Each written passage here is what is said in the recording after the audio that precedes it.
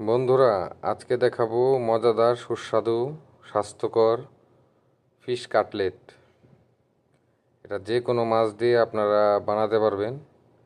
শুধু খেয়াল রাখবেন মাছের কাঁটা যেন না থাকে।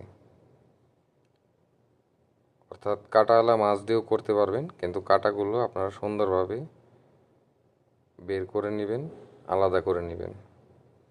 কারণ কাটলেট বানানোর সময় ভেতরে যদি কাঁটা থাকে, সেক্ষেত্রে আপনারা যারাই খাবেন, সেটা বাচ্চা হতে পারে, বড়রা হতে পারে, যে কোনো সময় বিপদ ঘটতে পারে। তো সেজন্য আমি এখানে মাছ নিয়ে নিলাম। তো মাছের নাম আমি বললাম না, এই কারণে আপনারা যে কোনো মাছ ব্যবহার করতে পারেন। তো আমি মাছটা বোনলেস করে নিচ্ছি, মানে কাঁটাগুলো ছাড়িয়ে নিচ্ছি। আপনারা দেখুন কিভাবে আমি মাছটা বোনলেস করলাম। এবং এই মাছটা বোনলেস করার পরে এটাকে আমি কিমা করে নেব, চপ করে নেব। চপ করার পদ্ধতিটাও আপনারা শিখে নিতে পারেন, যদিও আপনারা এর চাইতে বেটার যদি পদ্ধতি জানেন সেটা করে নেবেন।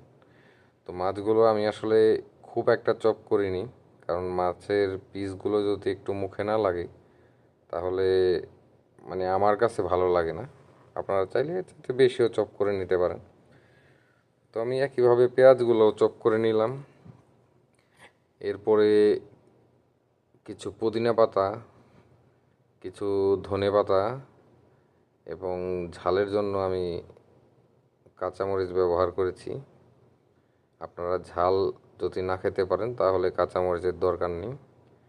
এটাও আমি চপ করে নিয়ে সবগুলো একটু মিশিয়ে নিলাম। এরপরে ধনিয়ার পাউডার, জিরার পাউডার, সামান্য হলুদ, কারণ হলুদটা দিতে হবে, এবং ওয়েস্টার সস এবং গরম মশলা এবং স্বাদ মতো লবণ দিয়ে আমি ভালোভাবে মিশিয়ে নিব পুরোটা।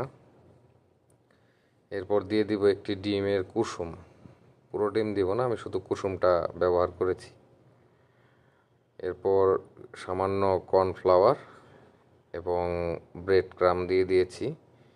এবার সুন্দর করে মিশিয়ে নিয়ে এটা আমি হাতে বানিয়ে নিব কাটলেটটা। তো আপনারা আপনাদের ইচ্ছে মতো সাইজ এবং যেভাবে আপনাদের ভালো লাগে আপনারা ওইভাবে বানিয়ে নেবেন। আমি আমার পছন্দের মতো বানিয়ে নিলাম ছোট ছোট করে। তো এবার আমি এটাকে কোটিং করব। এজন্য ময়দা, ডিম এবং ব্রেড ক্রাম্ব। তো প্রথমে আমি ময়দা